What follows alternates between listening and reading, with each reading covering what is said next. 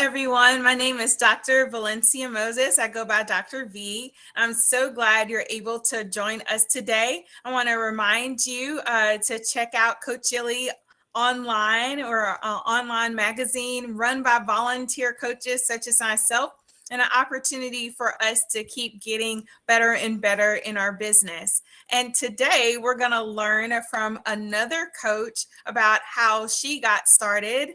And I'm just excited to learn along with you. And I am just thankful to be able to serve as your volunteer moderator for today. So without further ado, I want to remind you to subscribe below, get to know COACHILLY and all the spaces where we are online and connect with us. And I would like to introduce our coach for today. Her name is Dr. Barbie Wicker. Sometimes I like to call her Doctor.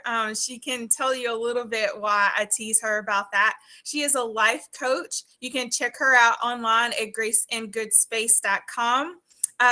She is someone who loves to help people focus in the area of their work culture, and when it comes to their personal life, she's talented from the nutrition fitness side to the helping people figure out the next best steps to take. So welcome to the program today, Dr. Barbie.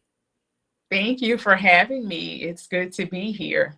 Yeah, so since I did a little bit of a teaser, I want you to tell the people why I sometimes call you Dr. Barbie.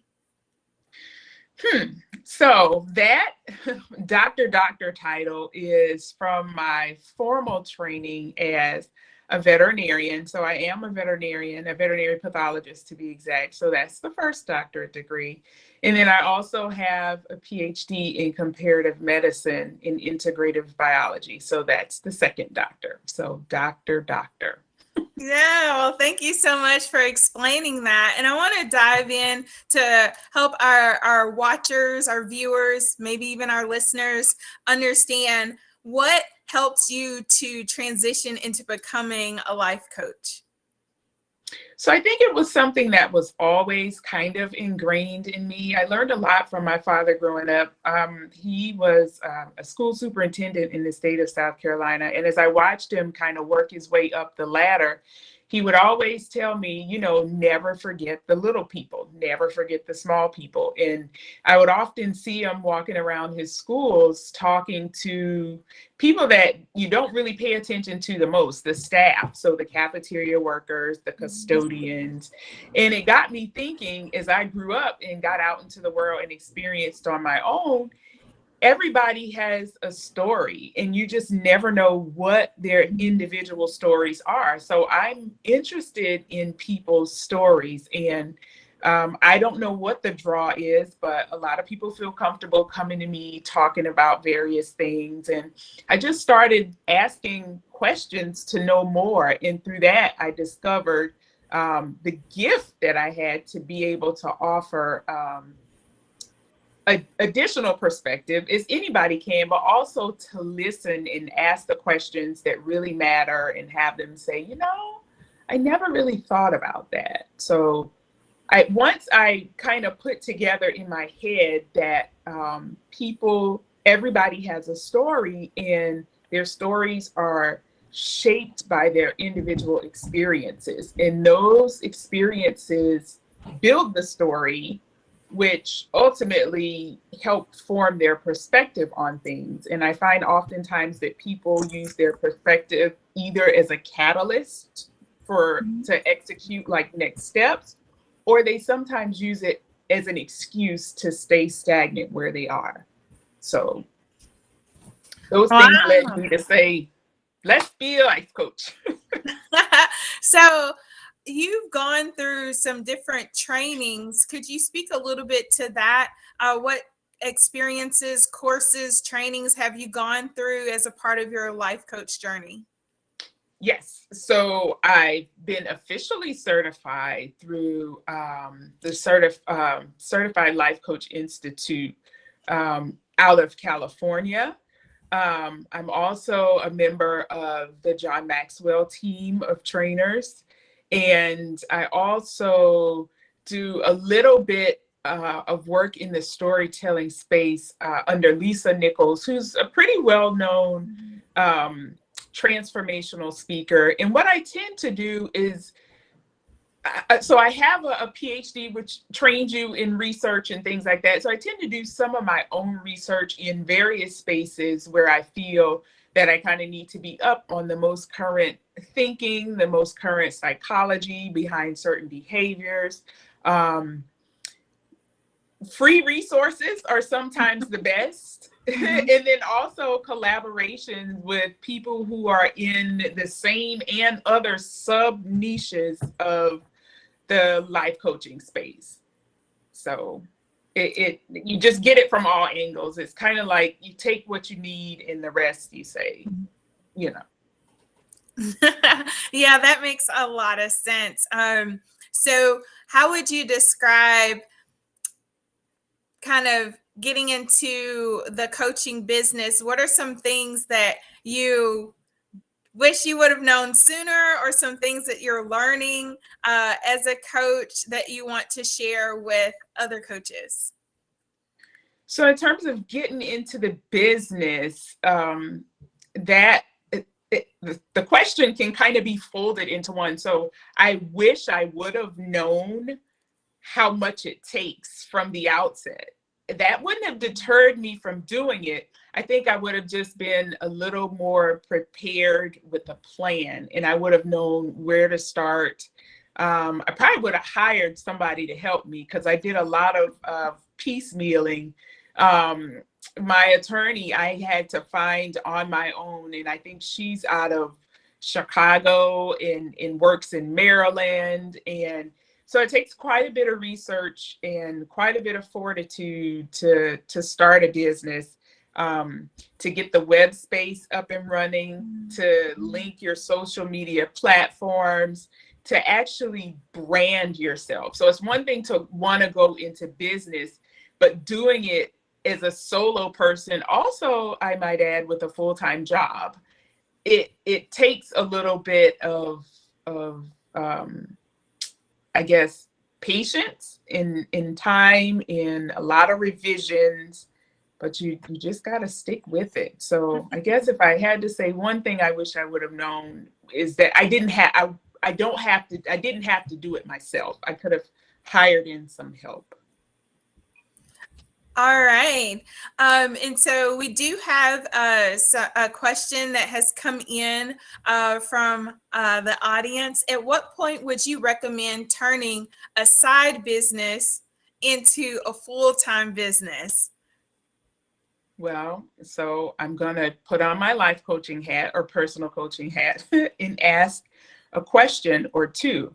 So what is it that you're hoping to gain in terms of turning your side business into a full-time business? Because that's the overarching theme, the why. What is it that you're hoping to gain from that? And then two, you have to consider, at the time, costs versus what you're bringing in. So is it working right now as a side business? And are you ready financially to transition it into a full-time business?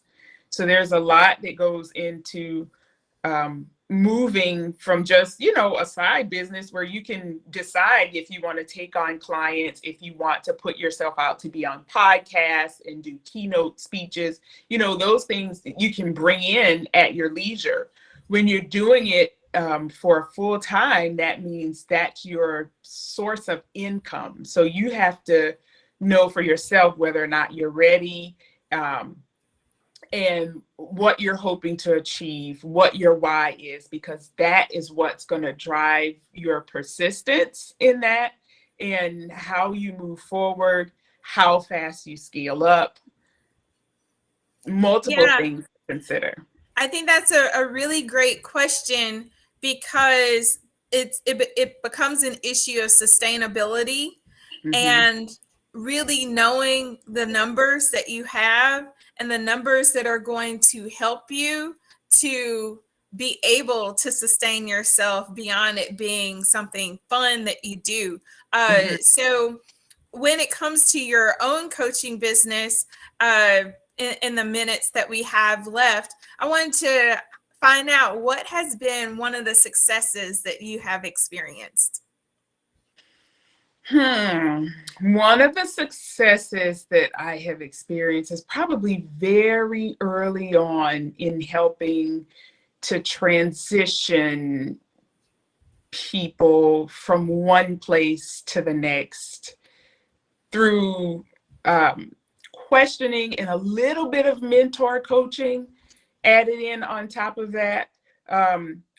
My successes are just being able to see people move from that one place where there's just utter despair and no hope. And it puts myself in the mind of the cartoon character that with all the little question marks around their head.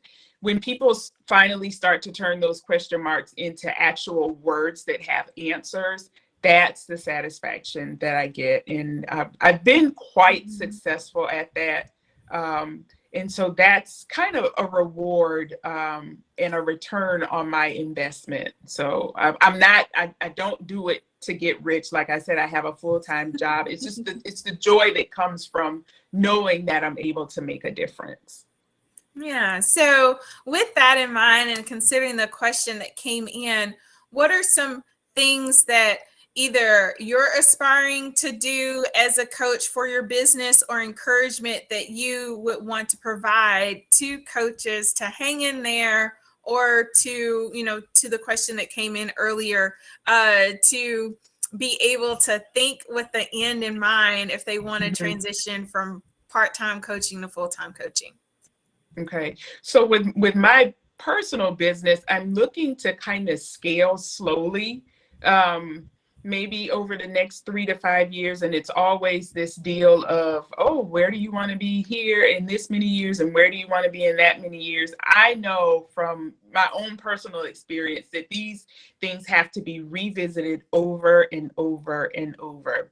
And so for my fellow colleagues out there in the life coaching space that are actually looking to get their business off the ground or transition to full time, all I can say is stick with it.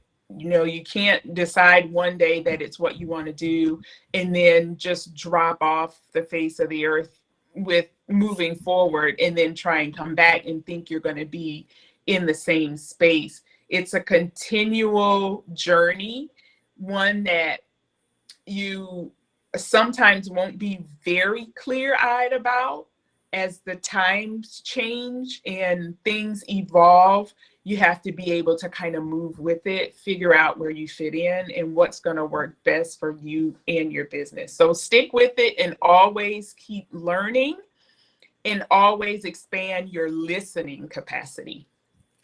Oh, that last part is really good. Always expand your listening capacity. Did I hear you correctly? You did. You did. Life coaches, sometimes personal coaches, business coaches, finance coaches, fitness coaches, people who coach want to help.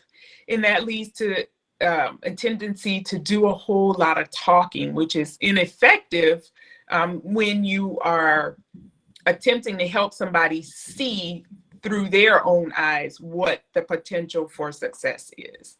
So more questioning, less talking. I mean, there's so many quotables that gems that you're dropping.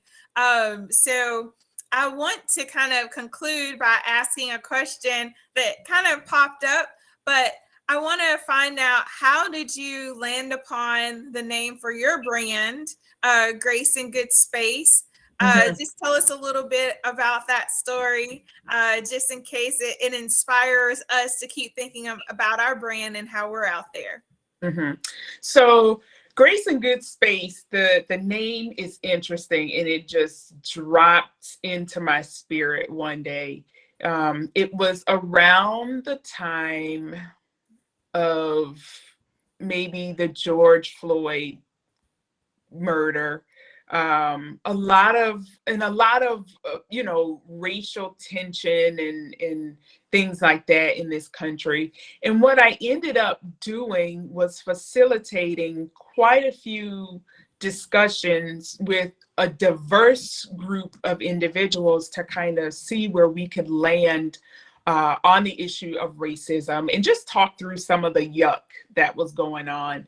And on one side of the table was, no tolerance at all for not necessarily tolerating racism, but listening to how people had landed on their current thinking. And I thought to myself, it's like, man, you got to extend a lot of grace to people to be able to sit and listen. And so I had to make myself do that. And I just kind of was like, grace and good space. We need more spaces where people can come and talk, no matter what the issue is. Come and talk through some things. And as a personal coach, you can't go into things with expectations or somebody's solution already figured out, right? Because it's not up to us to make the decision. It's up to us to ask the right questions so they can come to their own decision. So that's how I landed on grace and good space, just offering people a lot of grace and a space to come and kind of share some of the things and talk through some of the things that they can't otherwise in their normal everyday circles. Yeah, that's excellent. And I would like to remind everyone that you can connect with Dr. Barbie through her website, and you'll see other opportunities. Dr. Barbie, you mentioned that you do facilitation, and I know we've had conversations around work culture, which I think is a big specialty for you. So, feel free. We're going to pop up Dr. Barbie's website information again so that you can check her out. And we're so glad that you have chosen to check out this episode of Learning from Life Coach Dr. Barbie. Please do subscribe below to check out more content from COACHILLY and check us out online. And we're so glad that you met with us today. And please do keep on coming back for more. Have a great day, everybody. Thank you.